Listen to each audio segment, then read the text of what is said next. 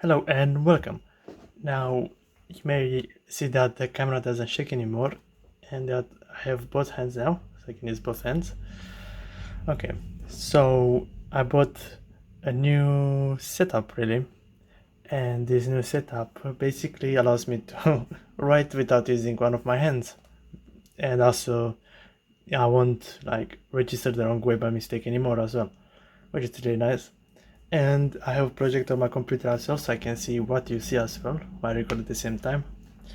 Okay, so let's get to work, I guess.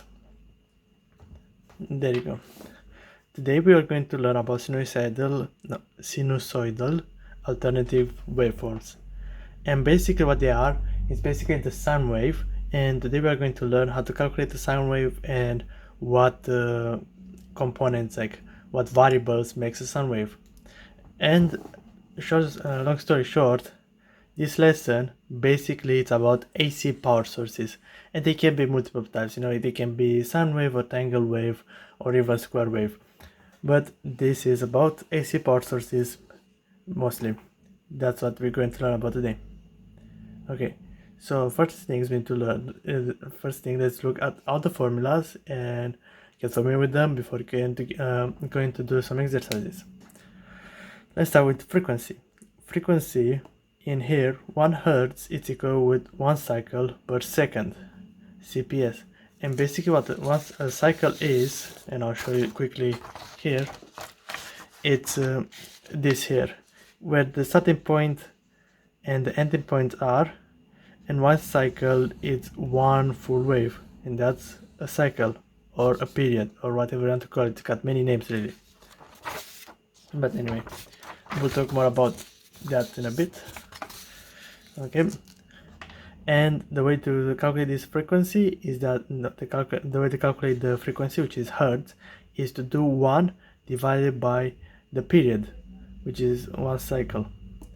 And to find the cycle, also you can just rearrange your formula and find them out.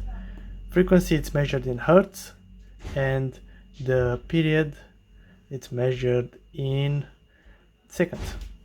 Okay, also they may use multiple types. For example, we might use rads really, and if you are curious, 1 rad is equal with 57.296 degrees, in case you like to work in degrees like I do.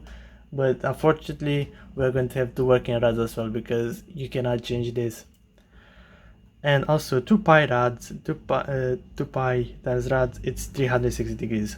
So instead of going, so basically for radians, 2 pi is the maximum, because as you know, the circuit's got 360 degrees.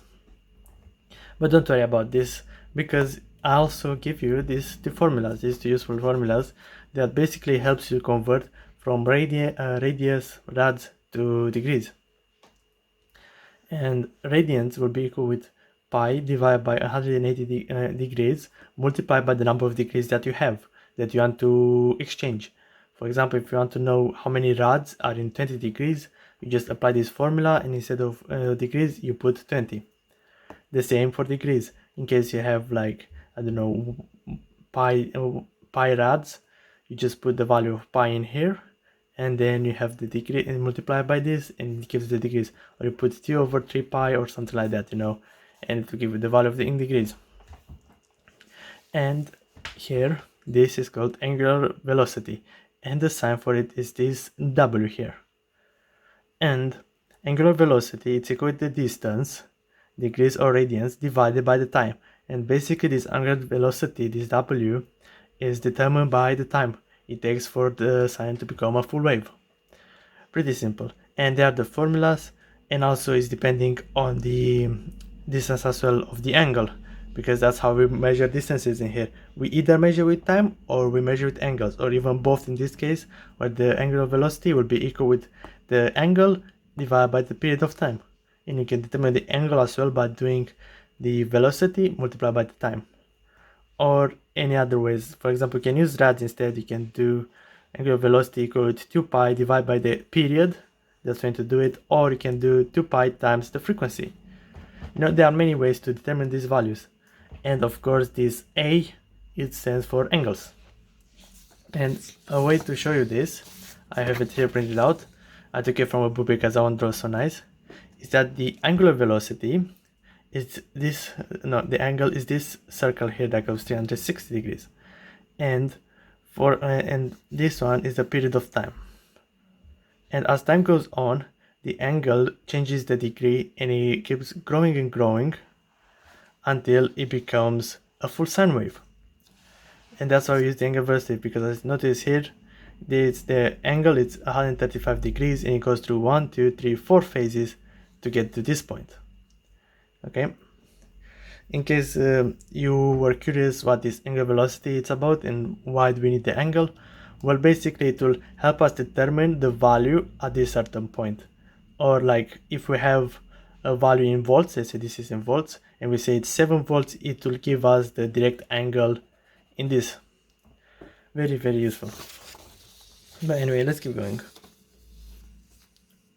Okay, there's also a general formula for the AC, which decides a wave or current, and that is this one here, where AM is the peak value of the waveform, and the peak value basically is just this, from the point 0 to the highest point in the frequency, and that will be the peak value. Okay, and then you multiply that peak value by the sine of the angle and it will give you the answer. Or you can multiply by the angular velocity, which is this W, multiplied by the time. There is other way to write it. And AM can be used to determine values such as voltage or current depending on the angle, as I said before. Okay, because this peak value here will be either our current or our voltage, which will help us determine what they are. That's why AC it's different from DC. In DC you have a straight line for the voltage or the current, it's just a straight line. But in AC, this line fluctuates. The voltage fluctuates depending on the time and the angle. And that's why it's important to know how to calculate waves and sine waves and square waves and any other type of wave before we go into solving problems. And before adding other components, we first need to understand the source. And as you can see, it's already pretty complicated from the beginning. I mean, it's complicated if you've never done sine waves before, but if you've done them before, then yeah, you should. I think you are familiar with this concept. But anyway, and then this is current E, which should be equal with the peak voltage multiplied by sine of the angle. This is used to determine the voltage where EM is peak voltage, as I said, and I equal IM sine A. This is used to determine the current where IM is the peak current. And also you can do this formula in reverse as well to get the angle in case you know the voltage and the peak voltage. Very, very useful. Alright, let's go to the second page now. Now these are the phase relationships. Again, the peak value multiplied by sine of Wt, which is the angular velocity multiplied by time, plus or minus an angle. And this angle here, I think it's called omega. Yeah, this omega here is the phase angle. If it's positive, then it will be behind point 0. If it's negative, then it will be in front of point in the horizontal axis. And we are going to see more about this. And then note, the further away from 0, the more lead, let's say, the wave gets. Basically, the wave from 0, like, let's say, if it's at this point here, and you will call this point A and you call this point at 0 B, then A will have a lead from B. But we'll talk more about this in phases. Now, when you get to the subject of phase relationships and when there are more components involved or more AC sources involved, because if it's only one sine wave, then you don't really care about this one. This applies mostly when there are two sine waves. But anyway, and these are some formulas. For example, sine angular velocity multiplied by time plus 90 degree is the same as sine angular velocity times t plus pi over 2. So basically this is the formula in degrees, this is the form of it in rads, and this is the form of it without either of them, because if they are 90 degrees you can also rewrite it as cosine of angular velocity times the time.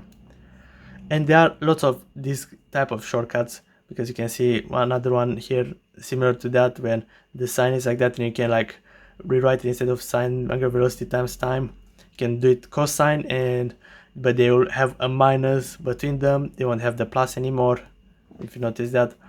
And also there are a lot of shortcuts as well, as you call them, like a cosine is equal with the sine of a plus 90 degrees, or a sine of a is equal with the cosine of minus 90 degrees. Wait a second, I need to pause, I have to go. Alright, sorry about that. So let's get back to it. So these are the shortcuts, and you can see them here as well. Let me like lift up the page so you can see better. There you go, you can see some of them. And basically you don't always need to use them, but it will be easier if you do so. But anyway, and then the next thing we'll learn about is average values, and it's like an average speed and an average value, which is noted as g, and this one is the area under curve and length of the curve. And for the average value, it's algebraic sum of areas divided by length of curves. Now don't worry too much about these two, I mean like the rest of them, because these ones are towards the end of the lessons, and we are going to look further in them at the end of them really. And as I said, there's also, and they are dependent as well. This one is the general formula, but in a sine wave you are using this formula. It's area is equal with 2 times the peak value, and that will give you the area, and then the average value will be equal with the area to peak value divided by pi, and that one will give you 0.637 multiplied by the area, because 2 divided by pi will give you this value here, and you can multiply that and it will directly give you the average value. Okay, in case you don't want to do like the entire calculation, which I mostly wouldn't. Oh, sorry, you did not say it, which I mostly wouldn't. But anyway, let's get back to the next, and let's go to the next one, which will be the root mean square. Again, these are, I like to use the fixed values for them because it's a long complicated formula behind them. But if you remember 0.707, you basically remembered all of them, to be honest. And that will give you the RMS, which is the root mean square. And again, we'll learn that when we do the exercises, because it's a bit complicated to explain it. But basically what it does, it makes a sine wave into a DC wave, and it tells you the value, the constant value of the AC wave. Okay, and yeah, if you remember this value here, the 0.707, then I will basically remember all of them and know how to do them. And also the ERMS, this one, it's if you don't want to use the peak values, and somehow you got the G, which is the average value, you know, the average value, well, then you can use the average value multiplied by 1.1. But I don't really know how you're going to know the average value before you know the peak values. But anyway, and there are other two specific like special equations, which is like RMS when there are multiple values, like when there are two, then more, when they are like, how do I tell it, when one of the waves it's higher, like let's say one of them is 10 and the other one is 2 underneath, then that's considered as two different ones. For that one you can't really use the peak formula or the average formula, you need to use the special formula to do that one. And the same for this one as well, where in a circuit, when you have a DC source connected in series with an AC source, you can't really use this formula either, because now you have the new factor of the DC force coming inside the circuit, and that will give you a new RMS. Okay, but don't make the mistake, just remember these two, that there are two exceptions. One exception is when the wave is not symmetrical. When the wave is unsymmetrical, use this one, and use this one when there are two power sources connected to them. Like when there's more than one power source, use this formula, because usually it's a DC and an AC connected in series, and sometimes you need to use this for discover the RMS, or even when two ACs are connected in series, or whatever you have. But anyway, okay, I'll pause here because that was the first part, and then next we are going to go to do the exercises. However, I have something to do beforehand, and yeah, we are going to use the formulas that you just saw, and I'm going to show you how to use them and in what type of problems and why you use them as well. See you in a bit. Alright, So welcome back, and let's keep let's start with the exercise now. Let's see. So again, it's about the AC power sources. However, we'll start with something simple with the first how's it called examples. For example, determine the angular velocity of a sine wave having a frequency of 90 Hz.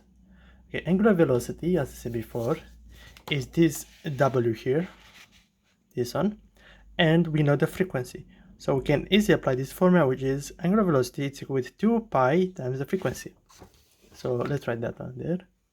Angular velocity is equal with 2 pi multiplied by the frequency. Therefore, angular velocity is equal to 2 pi times 90 Hertz, the value that we have. And that one will be around 565.5. And this one, it's in radians per second, very important. That's why you also need to know the conversion as well. If you want to know the specific angle, then you will have to use this conversion method that does degrees equal with radians. But we don't really need to know the degrees, so it's fine to leave it like that. Let's go to the next example now, which is this one here. Given the angular velocity is equal to 300 rads per second, determine how long it will take the sinusoidal waveform to pass through an angle of 75 degrees. Well, now it's something different. Now we need to use time. And for that one, we have this formula right, there goes zoom in, right here. Just let me like put in the focus. It doesn't really work, does it? I guess I'll just leave it like this.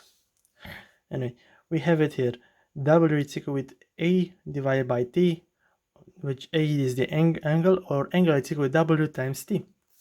And we know the angle because it says it's 75 degrees. And we know the angular velocity, which is 30. So we can simply write it as angle is equal with W divided by T. And we can rearrange that one as T is equal with angle divided by the velocity, the angular velocity. And then we can rewrite this one as well. Oh no, wait. First, we also, because this is radius, rads, and this one it's degrees, we first need to also, how do we say it, convert it from one to another. So let's convert the 75 in rads. So that will be pi over 180 multiplied by 75. And again, this is this formula here that says radians is equal to pi divided by 180 times the degrees, which is 75. Okay, I already calculated this one actually, and that will be equal with 1.31 rads. There you go, and that's the converted formula. So now we can write as T is equal with 1.31 divided by 300. And that will be equal with 4.37 milliseconds ms. And that is the time. That's how long it takes for the sine wave to reach 75 degrees. And what do you mean by reaching 75 degrees? Well, of course, like in this example paper, it will be somewhere around here. And to reach the 75 degrees around here, then it will take 4.37 milliseconds. Alright, so let's keep going with there you go, I just organize the papers with the next example.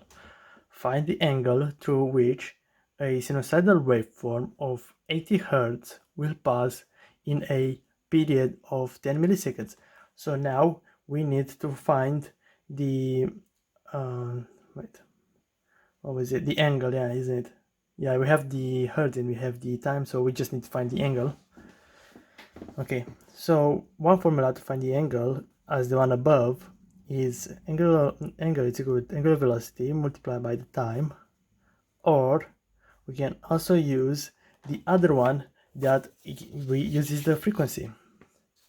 Basically, we can also use this formula here, the one with the frequency.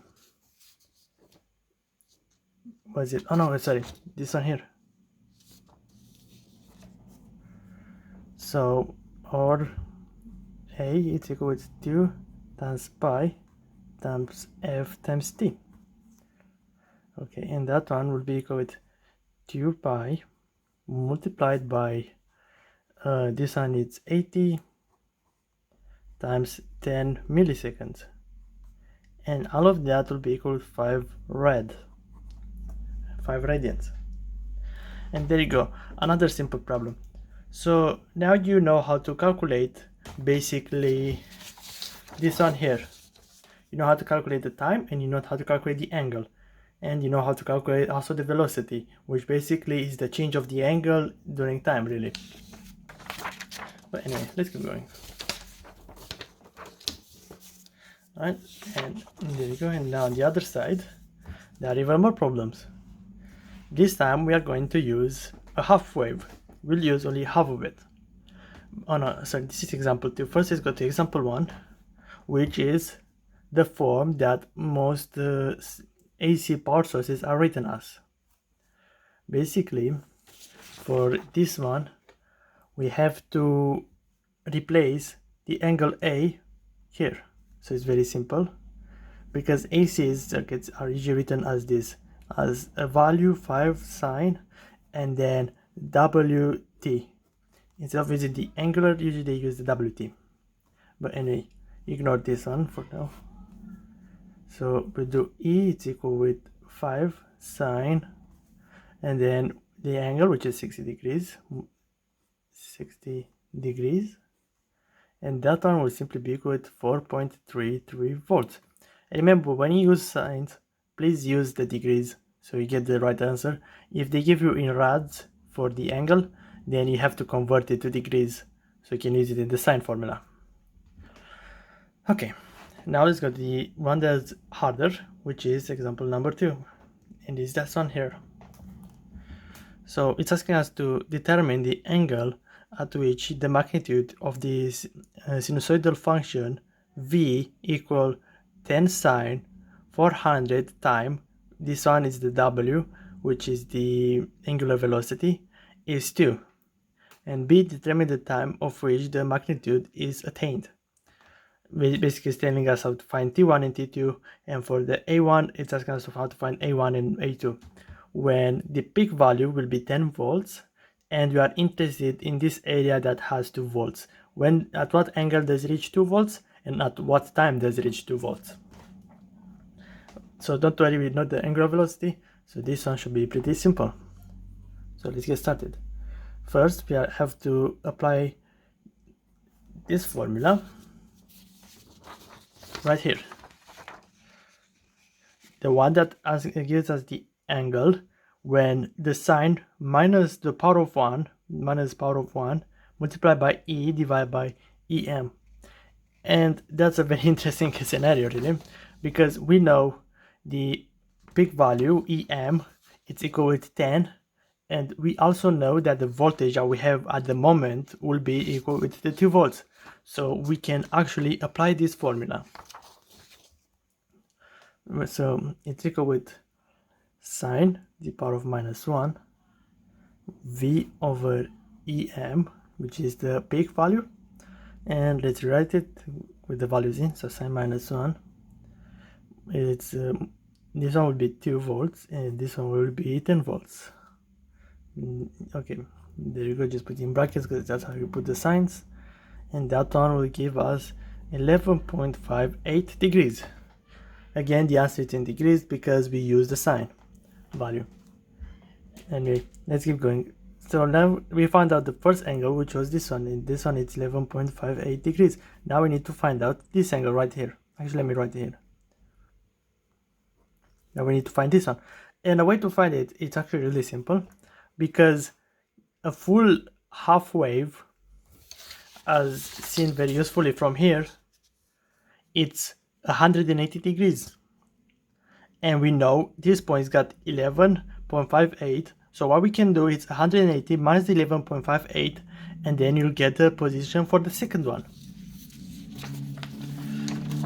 Again, once you understand them, it's really easy to do so, to solve such problems with AC sound waves. And maybe like you can actually create such a wave by using only a capacitor and measuring the charge in the capacitor. It will just be curved, if like it's suddenly interrupted, you know. But anyway, and also if it's got the same charge and discharge time constant. So this one will be equal with 168.42, and then yeah, and that's it. So this one will be 168.42 degrees. Now let's go to the next one, which is B. And for B, we have to determine the time, basically, T1 and T2. So the formula for time, we know because we rearranged it before, and that would be, no, actually let's write probably. So from the angular velocity, it's equal with the angle divided by time, and we can rearrange that one as time. It's equal with, what was it? Do I need to, yeah, I actually do. W, and then that one it's equal with, so we know the angle A, it's but we need to convert it, sorry about that, I forgot. This one it's measured in rads and this one is in degrees, so let's quickly convert it here. So A1, this one is for the first time, we need to do it for both of them to find both times. It's equal with pi over 180, that will be multiplied by 11.58 because that's the angle that we have, and that one will be equal with 0.202 rads, and then we can use that value of 0.202 divided by 400, the angular velocity that we have from here. Okay, sorry about that, my screen went black and I panicked a bit. I was thinking that maybe the recording stopped it, but anyway, yeah, so there you go. This is now what we do, and then if you do so, you will get the answer of 0.5 milliseconds, and we are going to have to convert the second one as well. So let me convert it here again. We use the conversion formula from degrees to rad, so that will be pi over 180 multiplied by the angle A2, which is this one here, which is 168 times 42.42, and then that one will be equal with 2.94 rad. And then to find the second time constant will be 2.94 over 400, and that one will be equal with 7.35 milliseconds. Quite a big difference, isn't it? So this wave will reach an angle of 11.58 and a voltage of 2 volts in 0.5 milliseconds, and again it reach again the voltage of 2 volts, but this time at an angle of 168.42 degrees at the time of 7.35. So in between there are about 6.8 seconds in between. All right, so that was another one, and this one was with a half wave. We are going to have more problems similar to this one, but let's do another simple one. These ones are the fast ones, to be honest, right now, because we take in every single part of it. First, we understand the sine, how's it called, the AC power look of it, which will tell you the peak voltage, which is this, which will be this one here. It will tell you the sine or cosine, and it will tell you the velocity, the angle velocity, and the time. And these four variables are what makes up the AC power source. The other stuff about it is like more like extras for it, to be honest. But anyway, let's keep going. So here in example number 3, it's asking us to given I is equal with 8 times 10 to the power minus 3 sine of 1500 angular velocity multiplied by the time, determine I at time equal 5 milliseconds. And again, this is another example, but this one it's a current. Yeah, it's a current fluctuation really. Instead of using voltage in the AC, it's using the current in the AC and the alternative current. So yeah, this one is simple as well. We just need to replace the time with 5 milliseconds. So I will be equal with 8 times 10 to the minus 3 sine 1500 times 5 milliseconds, and there we go, just put all of them in bracket like that, because why not? And then that one will be equal with let's see, this is actually correct, isn't it? Let's see.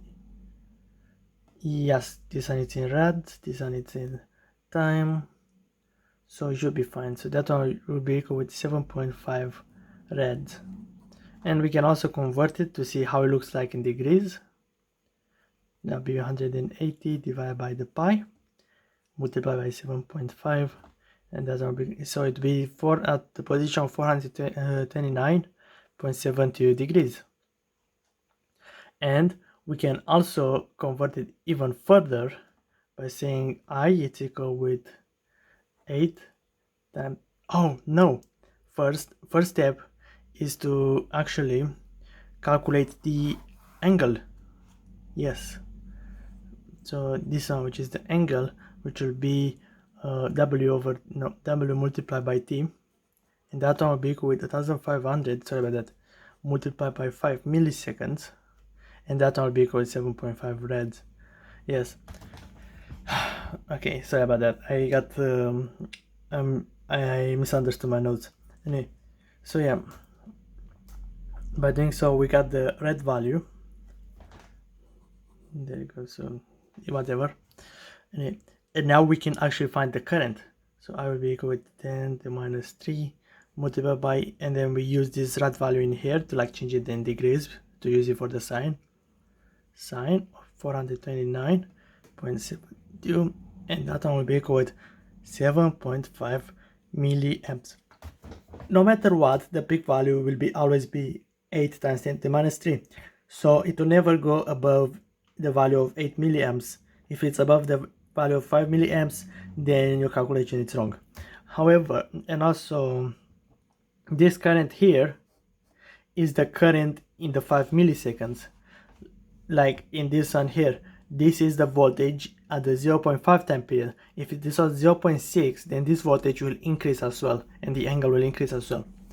So don't think that the entire current that's provided by the AC will be 7.5 milliamps forever.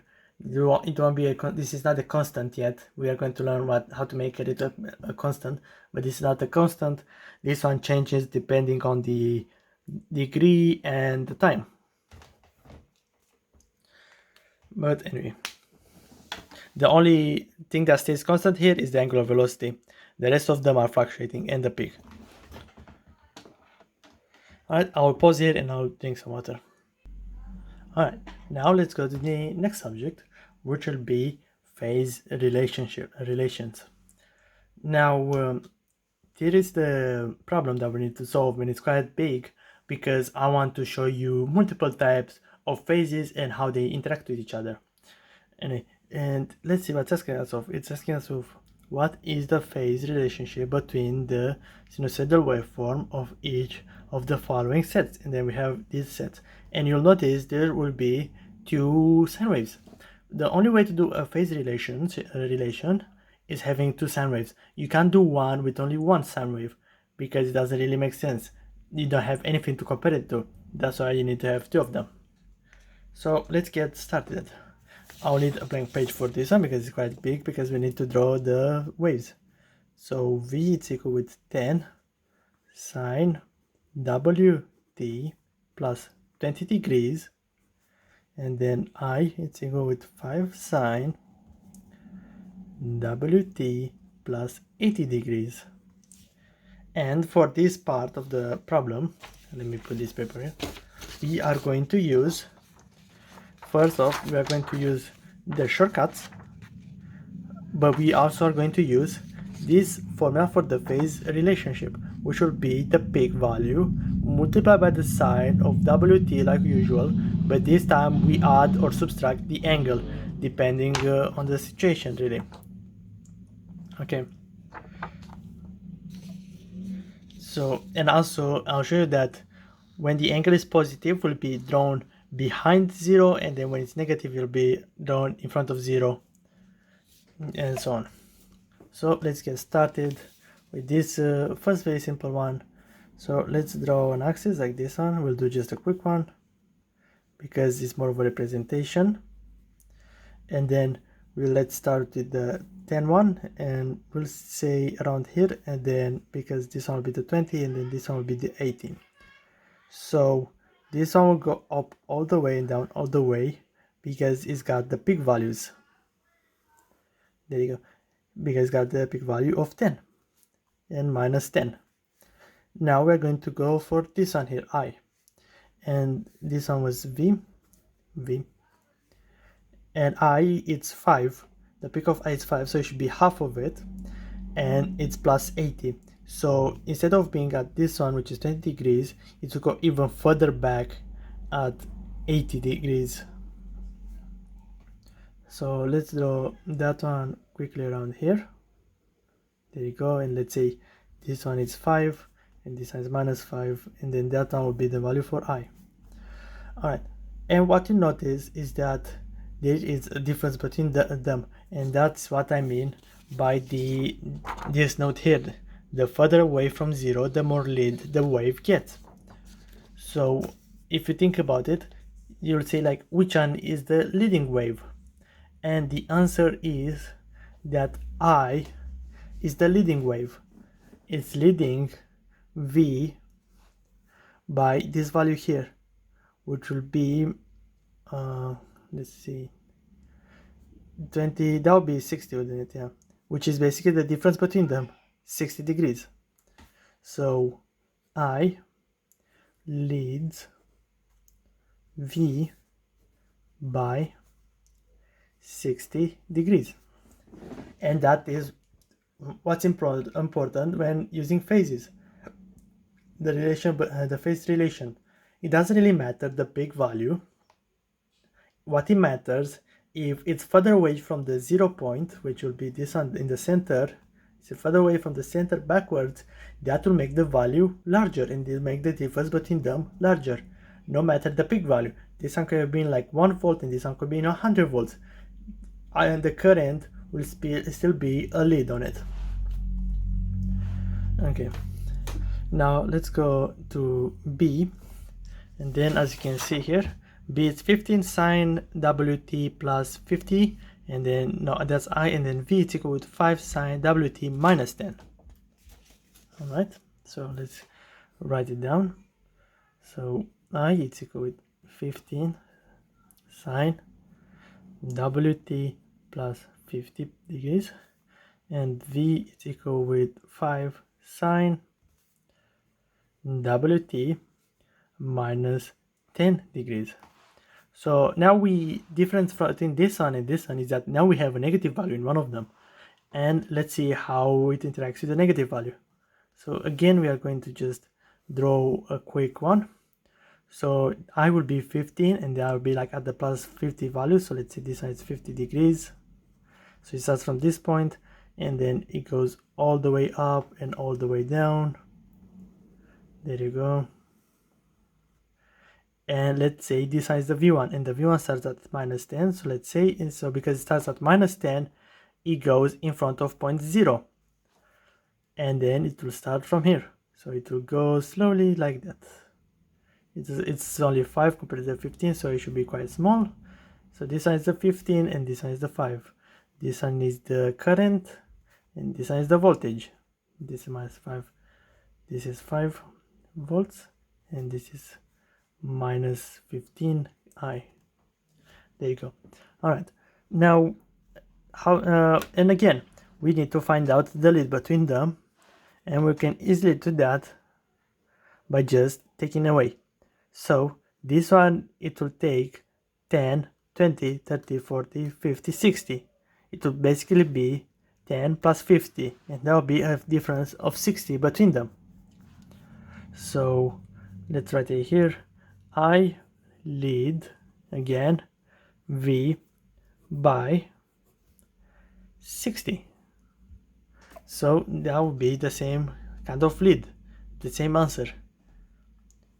So when it's a negative value, you can treat it as an odd, while when both of them are an odd, you need to make one of them, the smallest value, a minus. Anyway, but I think it's pretty self-explanatory and I hope you understand what I mean. Now let's go to see. Also didn't do like a pre-drawn wave for these ones because, you know, it's how do I say it? Sorry, I want to check the camera a bit. if it records properly, and I think it does. And what I want to say is that it is it's kind of like pointless for me to draw it and then show you the drawing, because it's important that we do it at the same time so you can see the difference between them, and also you are not required to do any complex drawing, just want to, you know, as an intuition really. But anyway, let's keep going. For C, it be I equal 4 cosine WT plus 40 degrees, and V would be equal with 3 sine WT minus 40 degrees. Alright, and now you can already see a difference from them, because this one will uses a cosine while this one uses a sine. And you may wonder, like, well, can you still use it? And the answer is no, you can't. Why? Well, because you need to have the same value in here. You know, you can't really compare two different values. So let's convert this cosine into sine, and let's see if there is any shortcut to help us with that. And yes, there is one. A cosine of the angle, as seen here, will be equal with the sine of the angle plus 90 degrees.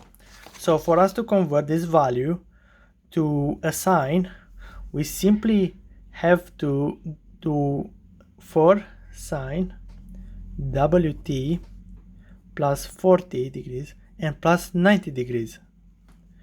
And then that one will give us 4 sine WT plus 130. And there you go. Now we have two sine values. So now we can properly compare them. So let's draw the graph. There you go. So let's make it like that. So this one will be, let's say at this point it will be minus 30. And then at this point it will be 40. Because this is a minus value, so it goes in front of the value of 0. And because this is a plus value, it goes behind the value of 0. And let's see. And this one, it should be 4. So let's make it look bigger than the others. So to go up and down, up and down, up and down. That one will be 4 current, which is I. And this one will be minus 4I. And now let's do with the voltage, which is 3 sine of the minus 40. So it starts at this point here. And then let's make it smaller, so it will go like that. And then that'll be 3 volts, and then that'll be minus 3 volts. Okay, pretty simple to understand. And now we do the important thing, which is determining the lead. So to be the difference between that and that. Alright, and then the answer will be simply be adding these two values together, because one of them is a plus and the other one is a minus. So we can just simply add them together. And by adding them together, we can already say that I will be the lead. So I lead V by, and then 130 plus 40, that would be 150 degrees.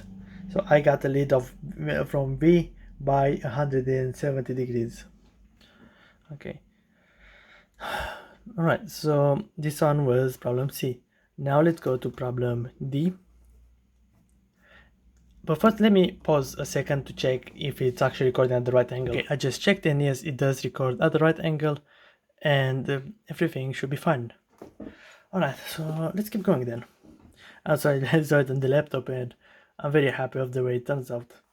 But anyway, let's keep going. So D, the values for D will be, I will be equal with minus sine, and then WT plus 20 degrees. Well, this one is a minus sign, so this one is already different, which V will be equal with 2 sine. That one will be with the WT plus 30 degrees. And this is a minus sign. So what does that mean? Can we like change this? And the answer is again, yes.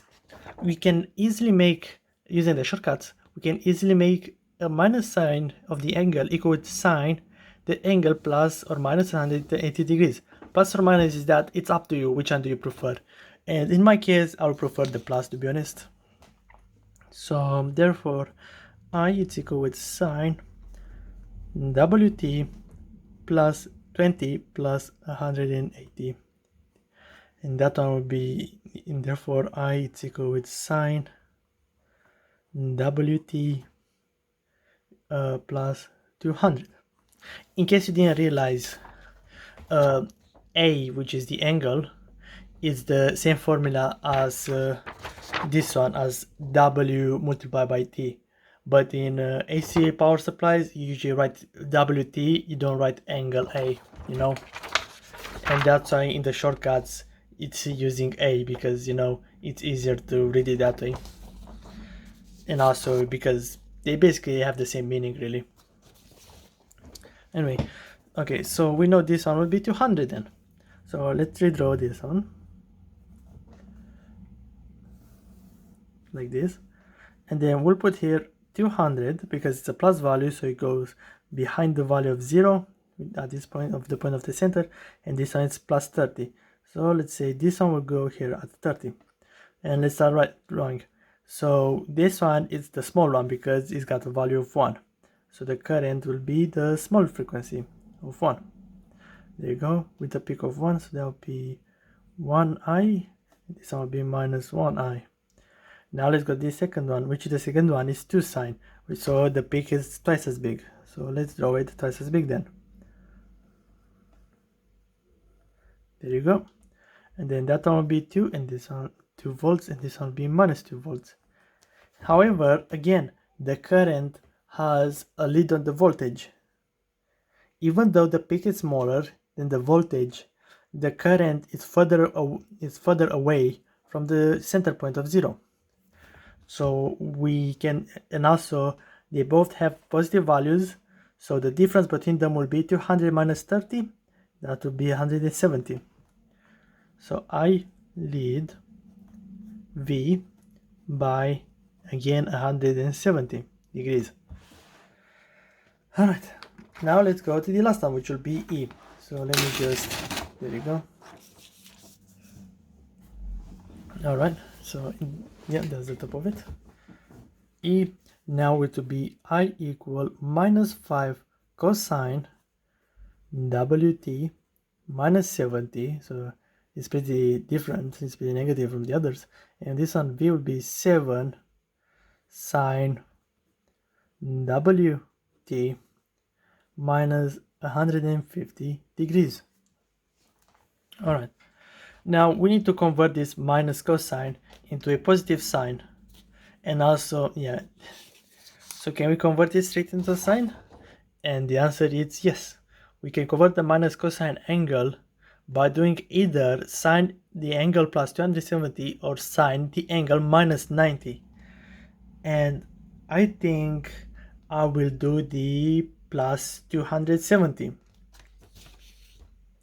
So let's do here. Therefore, I will be equal with 5 sine the angle, which is WT, minus 70, and then plus 270. And then that one will be, let's write it like that. And then I will be equal with 5 sine WT plus 200. And there you go. Apparently, this minus 5 cosine was actually bigger than the sine, even though it seemed that the cosine will be smaller. Actually, it didn't seem that way because this one was minus 70, and because it's minus 70, it will still be closer to 0 than the minus 150. But anyway, let's keep going. So let's draw a quick frequency. There you go. This on this point here will be minus 150, and then this point here will be the 200. And let's see, the current starts at the point of, oh no, sorry, it's the other way around. This one is 200 and this one should be the 150. Okay, it starts at the point of 200 and it's got the peak of 5. So let's make it that way. There you go. This one will be 5 and this one will be minus 5. And we need to, and this one will be for the I, for the currents. Now we do for the V, which will be 7 sine, and it will start at the peak of 7 and starts at the point of 150 degrees, which is this point here. And this one should be a bit bigger because it's got a bigger peak. So it will go something like this maybe. There you go, let me like, and let's keep going with this one as well, because why not? Just for consistency. And there you have it. And there is quite a big gap between them, isn't it? Okay, so this one will be 7 volts and minus 7 volts, and now we need to determine the lead, and the lead will be, let's see, actually I think they are in phase, aren't they? Anyway, yeah, yes, they are in phase. That's strange. And I'll show it to you. Okay, so in this case, I leads V by 200 plus 150, and that will be equal to 350 degrees. Did I do a calculation wrong, or? No, actually it's correct, yeah. I don't know, because if it was 360, if this was 360, then they'll basically be at the same phase, they'll be in phase, because there'll be no difference between them. They won't have this difference anymore, they'll basically have no difference. Because yes, this one starts earlier than this one, but if they have the same path, then there is no phase change. For example, if there was no distance between those two, if they were the same line, then it would be the same thing. That's why I was getting confused. I was like, well, if this one was 350, maybe I calculated wrong, and maybe I would have gotten 360, because if it was 360, then they'll have the same phase, you know. But anyway, it doesn't matter. So this one was one of them. I'll just put it away for now, and let's go back to the original page. So we did these ones, we did A, B, C, D, and E. So now let's go for the next type of wave, which is a square wave. And not only that it's a square wave, we are also going to calculate the average wave value, so the average value inside the square wave. And as you can see here, we already have average values formulas. We have the average speed and G, and again G will require the area 2 times the peak value divided by pi. Alright, so just a second, and let's see what we got here. We got 2 of them. I should have written A and B. There you go. And we have to simply calculate them. We are going to need to calculate the area between them, and the area will be basically this line here. Oh, sorry, that's a bit up. Okay, this line here multiplied by this line here, and that will be 1, because this one goes from 0 to 1 millivolts, and 20 because this one goes from 0 to 20. So that will be how we calculate the area here, because this is for a sine curve, but we have a square curve, so it's a different formula.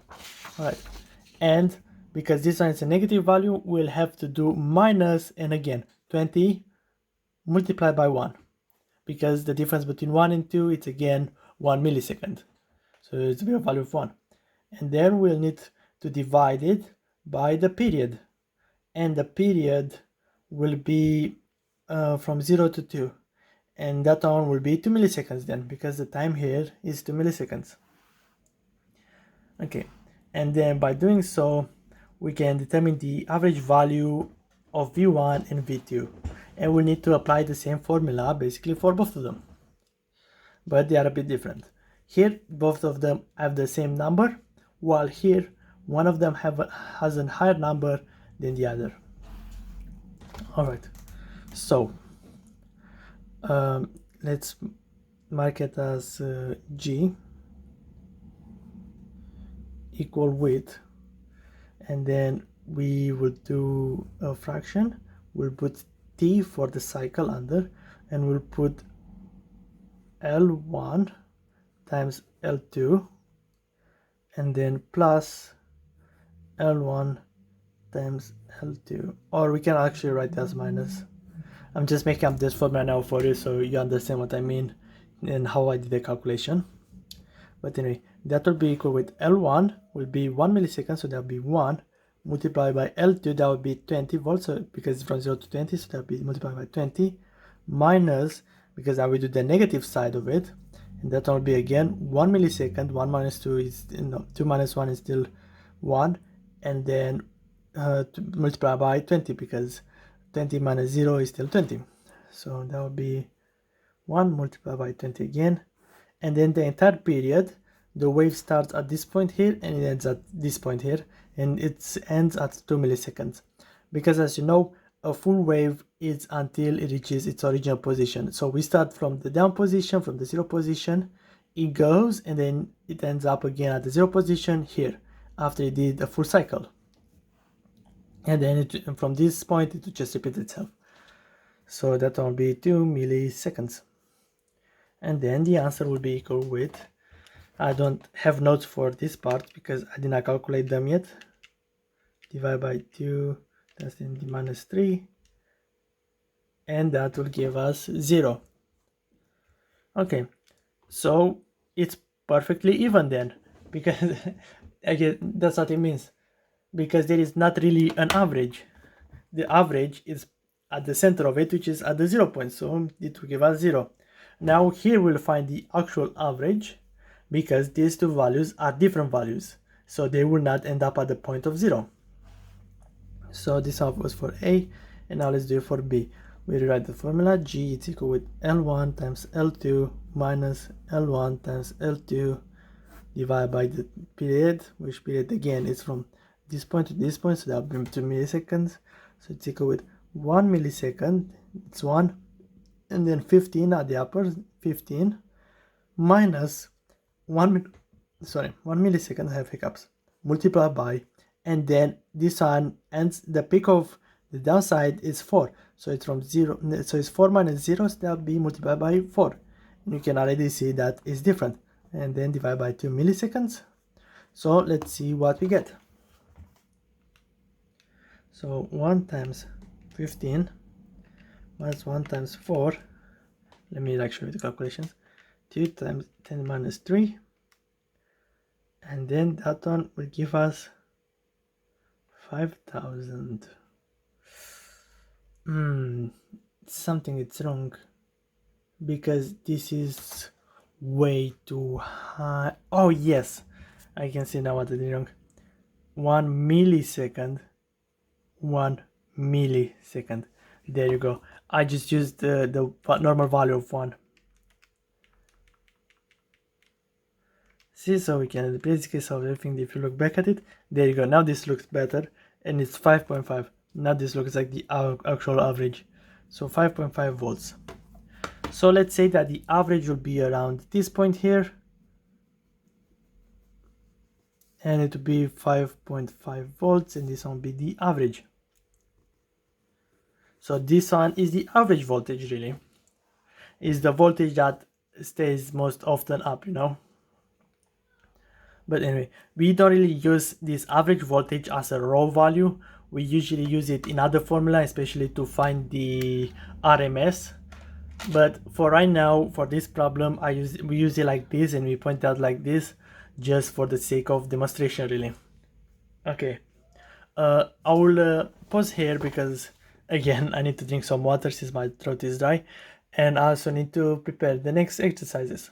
So you will see you in like a second. So let's keep going again with more average values. Average wave values.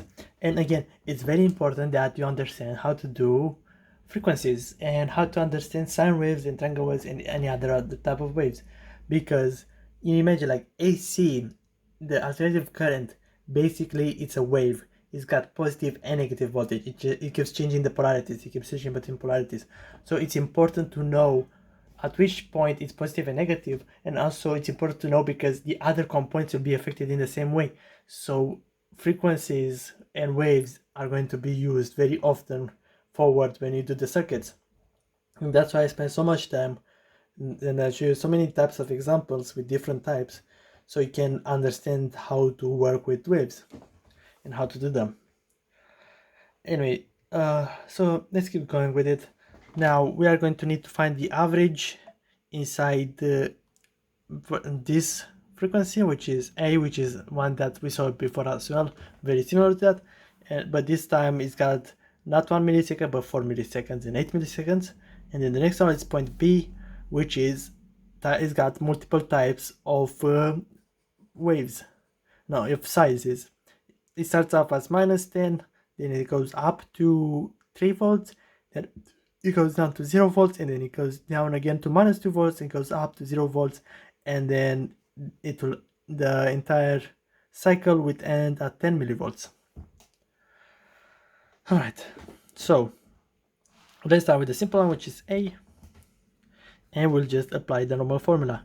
The average G, that looks more like 6, G will be equal with L1 multiplied by L2 minus L1 multiplied by L2, all of it divided by the period. This is one period from 0.0 to 0.8, so we know that 8 milliseconds is one of the periods, so let's write it as 4 milliseconds, because 0 minus 4 is still 4, and it's measured in milliseconds, so it's 4 milliseconds, and then 5 minus 0 is still 5, so that will be the 5 volts, multiplied by 5, minus again 4 milliseconds, multiplied by, but this time it's different, it's a -2 in here, so there will be 2 volts instead. And all of it will be divided by the period, which is 8 milliseconds. 8 milliseconds. And that will be equal with, let's get out our calculator, fraction 4 times 10 to the minus 3 multiplied by 5 minus 4 times 10 to the minus 3 multiplied by 2, and then divided by 8 times 10 to the minus 3, and that one will be equal with 1.5. So the average is 1.5 volts. So it will be, let's say, somewhere around here. That will be the average 1.5 volts. There you go.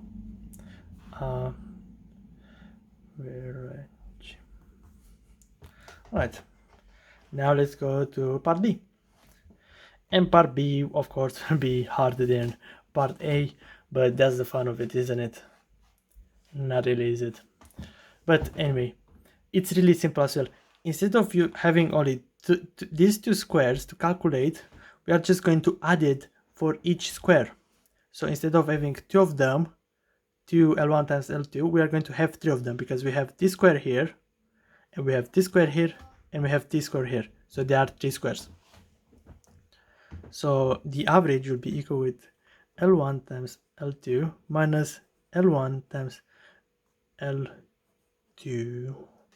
No, actually this is the minus because it starts at the negative, and this one is the positive. There you go. And then again this one will be the minus because it's at the negative, and that will be L1 times L2.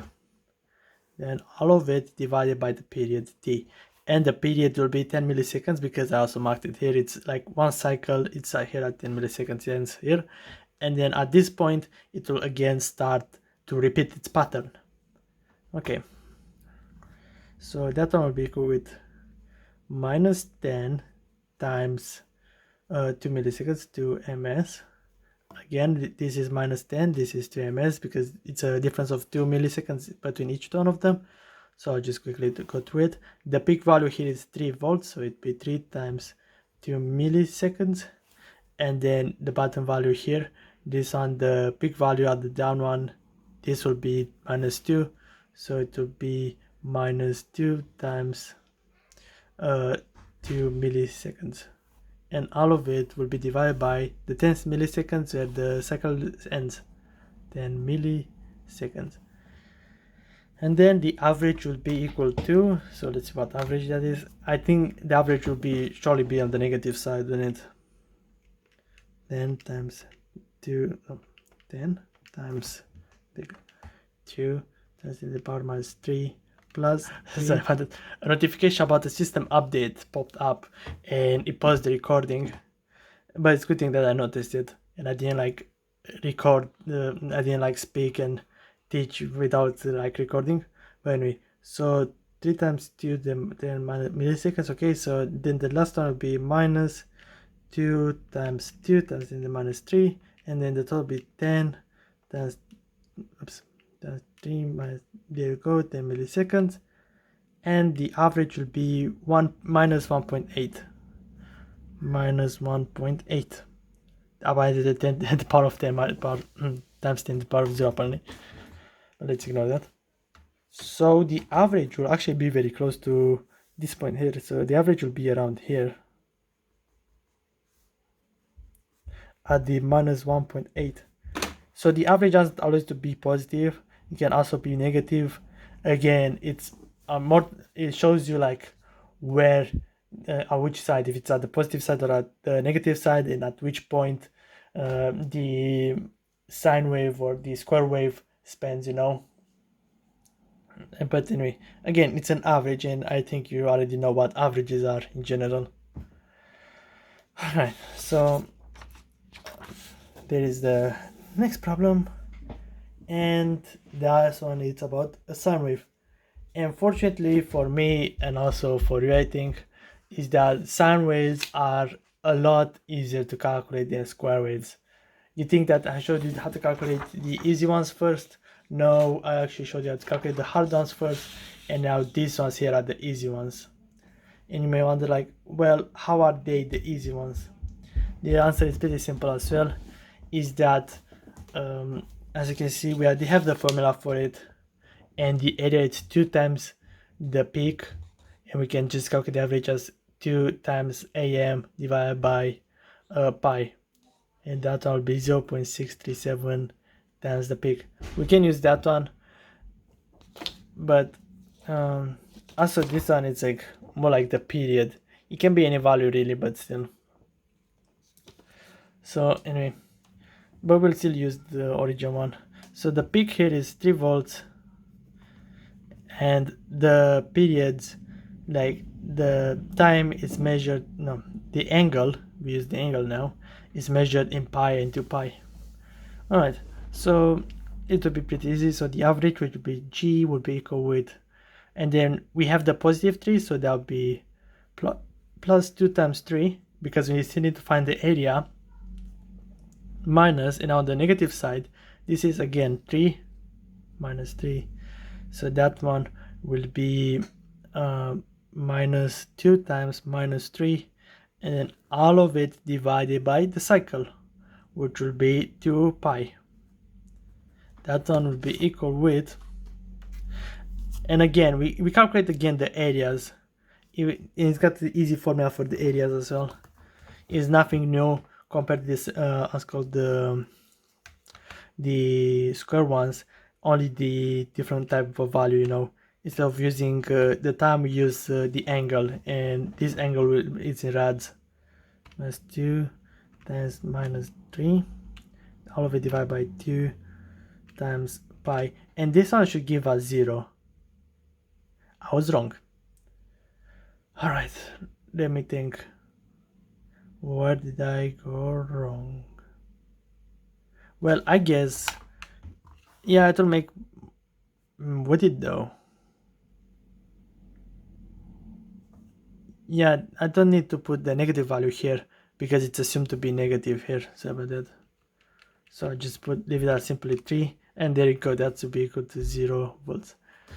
Another way to know like if the average is actually 0 is because we already know it's 0 because these two values matches in here, and as we did in the previous problems, when those two values are the same, for the positive value and the negative value it's the same, then the average value will be dead center 0. But anyway, so that's how you calculate the average. It's at the sine wave, and where the angle, it's the t value. Anyway, and yeah, and also be careful when you put the signs. And if you suspect that, one good way to suspect that it's wrong is when you see that this, let's say this one, the positive, it's bigger than the negative, and then the average is like a negative value. Well, then it's wrong, because obviously the positive it was bigger, so the average should be on the positive side. Just a quick way so you know how to quickly pick up when you did a mistake or when you did something wrong. But anyway, okay, I'll pause here again, and I'll get ready the next set of problems, and then we are going to keep going because we do not have that much more to go through.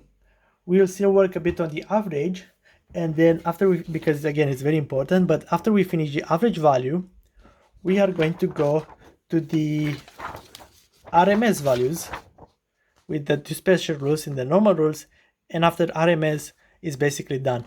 You will know everything you need to know about sine waves and how to calculate them, so it will make it easier for you to calculate the sine wave inside the AC circuit and to calculate the sine waves inside components such as capacitors and inductors.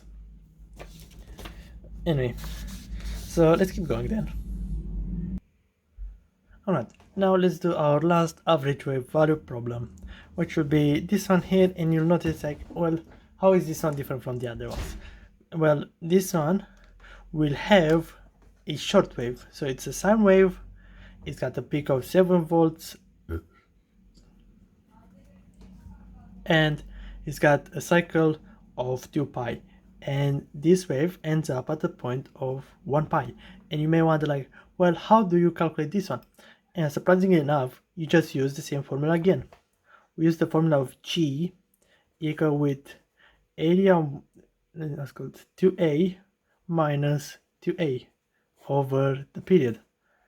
So we can just basically AM, so we can just basically write it as, we know that the positive AM is 7 volts, so it will be 2 times 7. Yeah, and we also know that the negative one will simply be, let me think. Yeah, we don't need to period this one. And the second one will be 0 because there is nothing in here, and that will be minus 0. And then we divide by the total period, and that will be 2 pi. There you go. I got myself a bit confused. I thought it was like the square one where, let me just get this a bit straighter. There you go. Where I had to like calculate it with the difference here with the angle, but no, it's simpler than that. I forgot this one. It's easier than the square one. So it'd be 2 times 7 divided by 2 times pi. Of pi. There's no point of like find minus 0 as well, but it will still be the same thing, and that one will be equal with 2.2281. So this is the average. So the average will be around 2.23 volts, and there you go. And the average will be around this point here, and the average is so low because one of the values it's a 0, so yeah, of course it will be low. Even when the negative value is 0, the average is still lower than the peak by a significant size.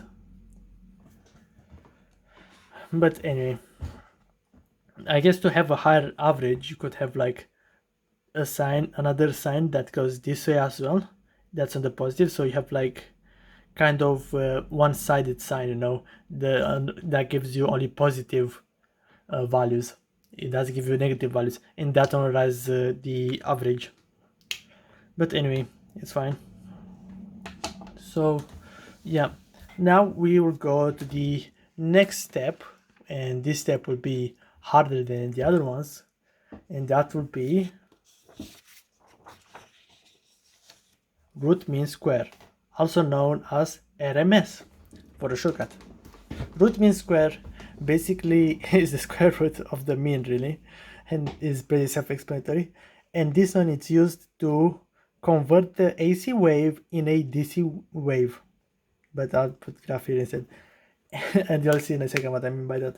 So first we need to find the RMS in this wave. So what type of wave is this one? Well, we don't know the time because we don't really need to know the time. What we need to know is just the peak value, and that's it. Pretty simple. So why do we only need to know the peak value? Because again, we can apply this formula here.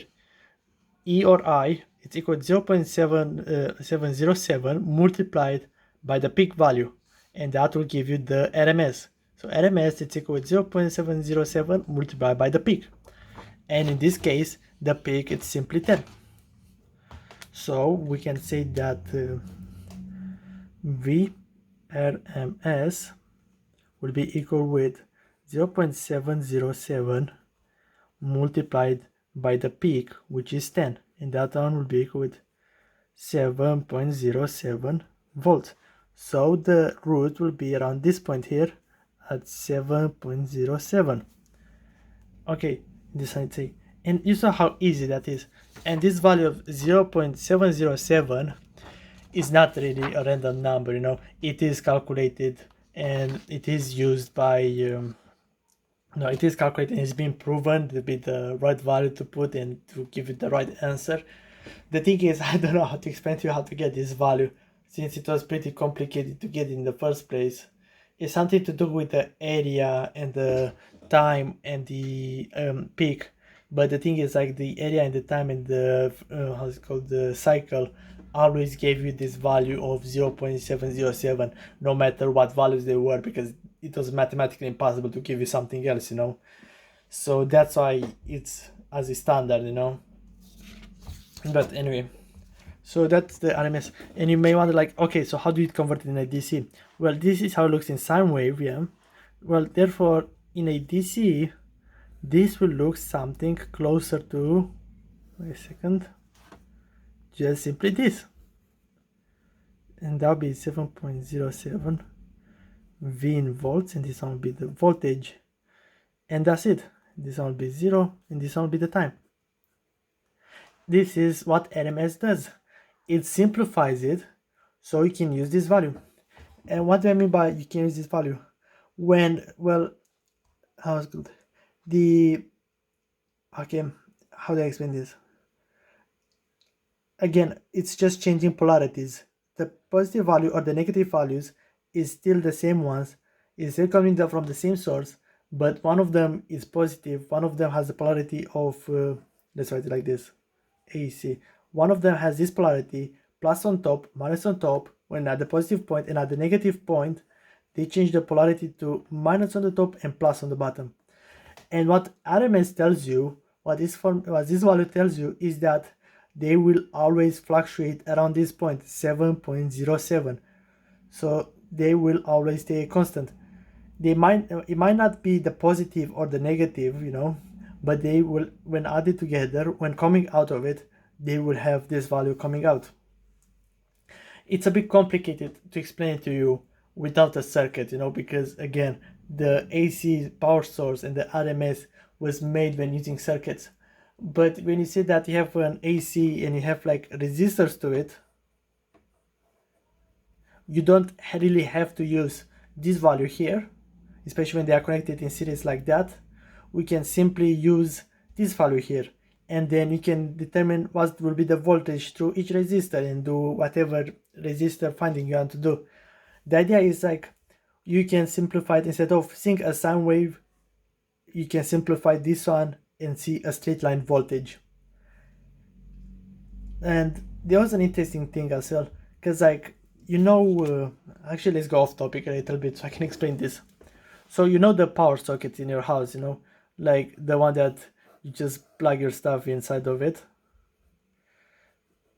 you know, the ones that you plug your hair dryer or like your haircut machine and stuff like that.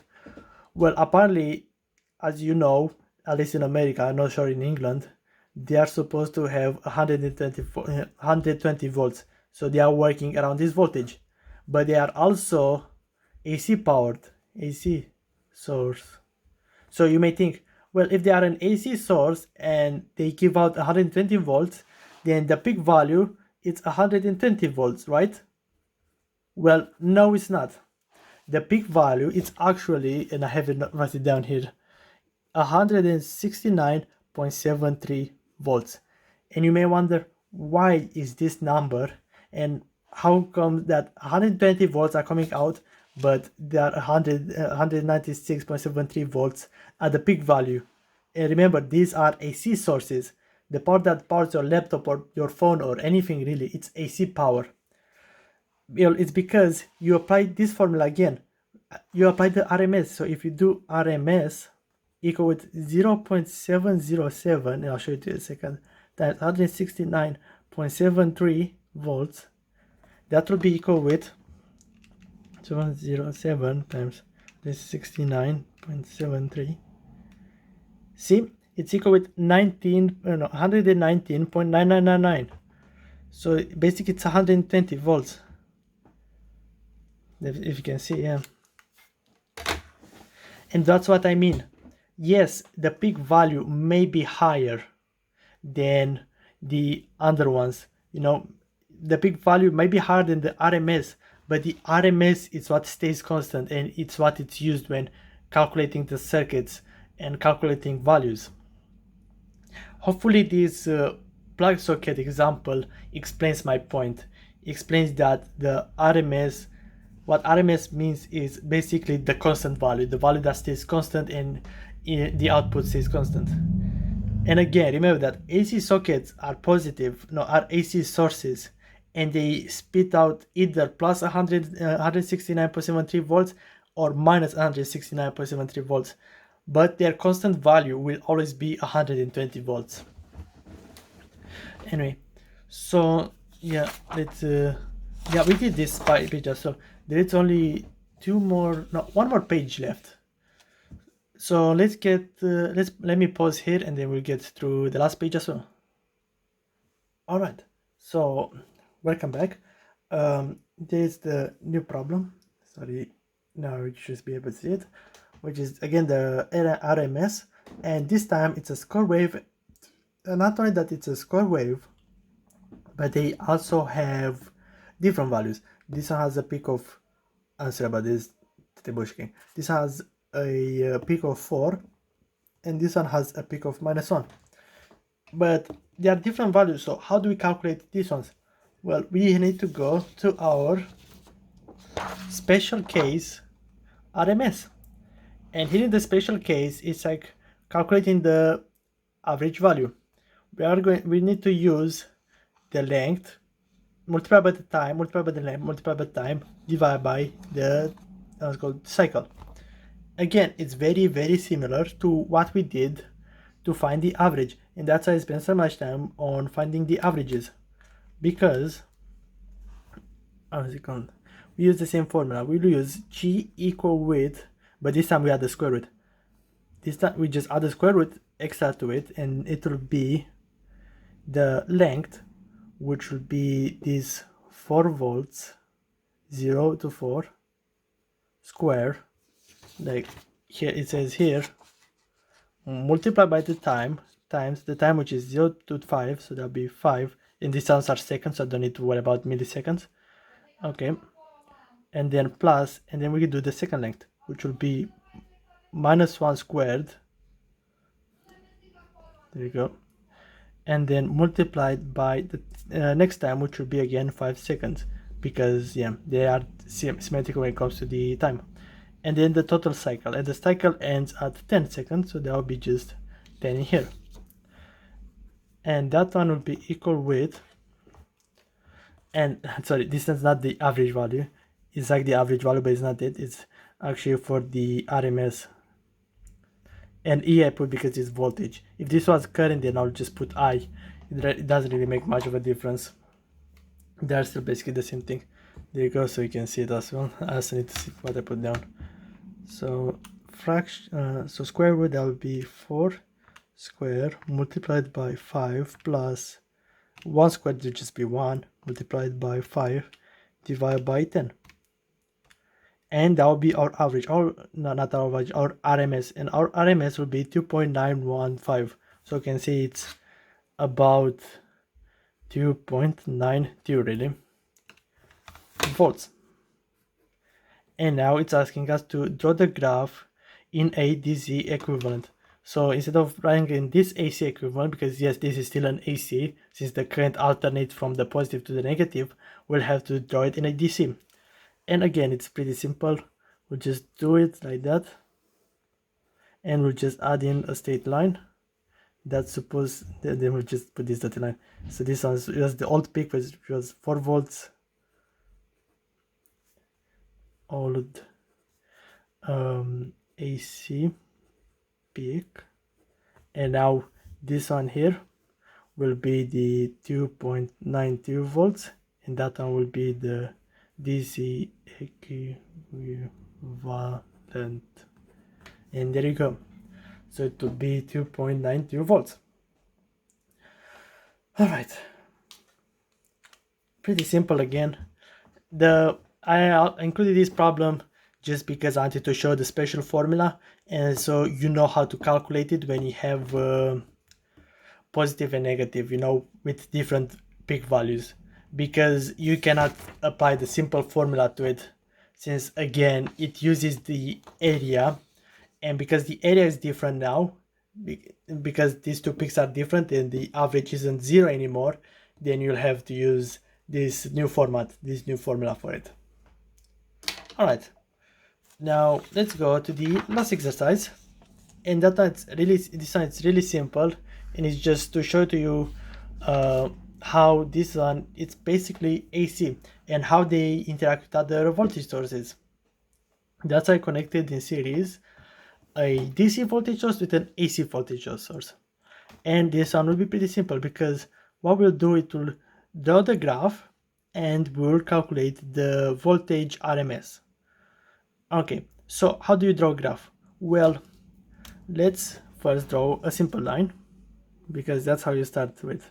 You just start with your axis, you start with your time, and you start with your VT, which is voltage total, which is this one here, because we'll need to find the VRMS, and this VRMS will be this voltage total here. Okay, so that one will be basically 6 volts, and it's DC, so because it's DC we know it will just be a straight line, so we can just make a straight line in here and call this one 6 volts. And we know that the peak to peak inside this AC circuit, inside this AC power source, will be 4 sine WT. So 4 will be the peak to peak. And what does peak to peak mean? Well, peak to peak is not a peak value. Peak to peak is like this one here. It's made out of 2 peaks, This is the first peak. This is the second peak. And peak to peak is basically from this point, from the down point to from the lowest point to the highest point. So we can assume that this one, it's split evenly. So we know that the peak value, the upper peak will be 2 volts, so that will be 8 volts, and the lowest will be minus 2 volts, and that will be 4 volts. And now you can already see how they interact with each other. So now, because basically, like if it's a positive and you add a positive with a positive 6, then that will give you a value of 8. But if you add a positive 6 with a minus 2, that will give you, it will still give you a positive, but to give you a positive 4, so it will dim downwards a bit. So now we can like draw our wave nicely, and let's highlight the parts that are actually of the wave, which are these ones here. Remember, we are following the wave, this one, the sine wave, which has got the peak value here, and it's got the lowest peak value here.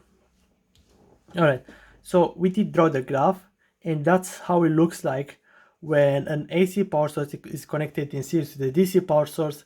Basically, the DC power source, what it does, it's instead of starting at the point of 0, the AC doesn't start at the point of 0, it boosts it up to the point of 6 volts. So it will never change polarity, it will always maintain the same polarity, but the voltage will go a bit dimmer. Alright, now we'll do the next part B, which is calculating the RMS, the total RMS.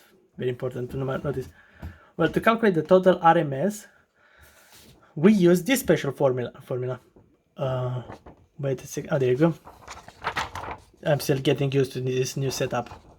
With this formula, VRMS will be equal with square root of V squared, and that will be for the DC voltage, plus the voltage squared of the AC, very importantly, RMS voltage. So before we applied the total VRMS that uses both of them, we will have to first find the RMS inside the AC, which is inside this one. And that shouldn't be that hard, because again, we can apply the simple formula of RMS will be equal with 0.707 multiplied by EM, which is the peak value. And we know that the peak value for AC will be 2 volts. So we can instead write it as VAC RMS, like in the formula paper, will be equal with 0.707 multiplied by the peak value, and that will be 2, and that will give us 0.707 multiplied by 2, that gives us 1.414 volts. And there you go.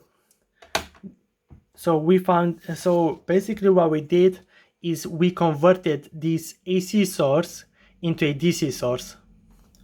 And now what we simply have to do is to find the total voltage, RMS, TV RMS.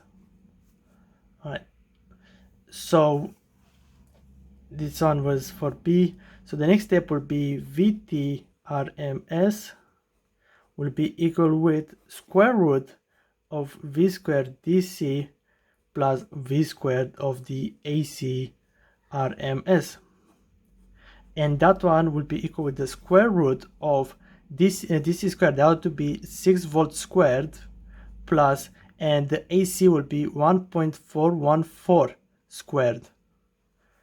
And then that one, all of it will be equal with, therefore VT RMS will be equal with, so let's do quickly the calculation.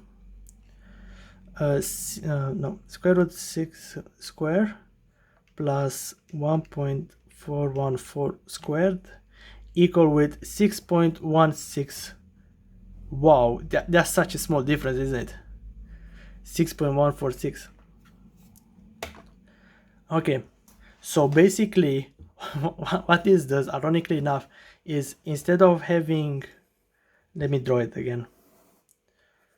So this will be the normal one, so this one will be the DC of 6 volts, and what this does is basically he just draws another one, and that will basically be a 6.2 volts, and this one will be the VT.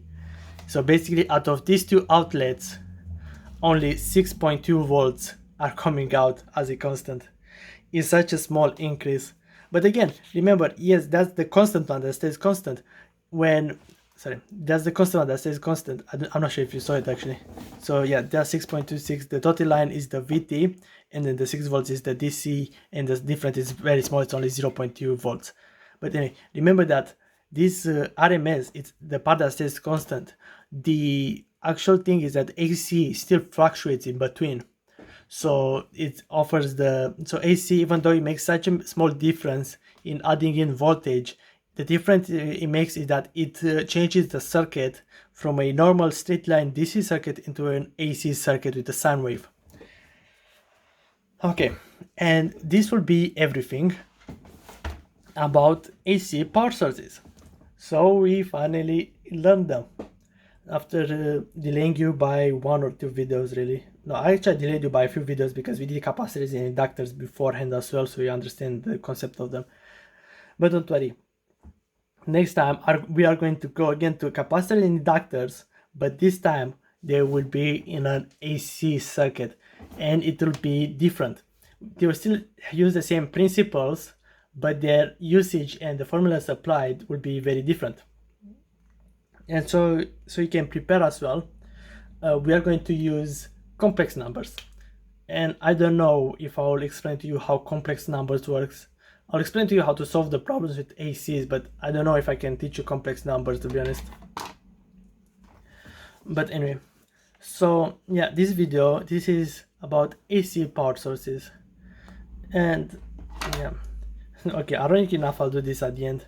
In case you didn't know, actually there's no way you didn't know, this is the symbol of an AC power source. There you go. So you can see it as well. That's the symbol for it. And it can also be either voltage or current or anything really. For a source to become an AC source or a fluctuating source, the only requirement is to change its polarities. If it changes its polarities, then you can consider it as a fluctuating force. It's an AC force. But anyway, I hope you enjoyed it, and I hope you like the new setup. I kind of do. I don't know. I feel like sometimes, and it will take a while for me to get used to. Or maybe I'll need to find a better angle. Is I feel like sometimes I write at the bottom of the page, and because it records the top side of the page, sometimes I feel like you don't see the bottom part that I'm writing, and that's why sometimes I need to like check the computer to see if it still records or if it's at the right angle, and I lose like my thoughts and everything like that. But anyway, so this is basically it. This is everything you need to know about AC sources and how to calculate sine waves in general, and how we were going to calculate sine waves in the future as well. Okay, I'll see you next time, and remember to comment, like, and subscribe, I guess. I don't know, I don't really need them because, yeah, I just do this for fun, really, and for myself as well, to learn for myself. But they are appreciated. Anyway, see you next time then. Bye.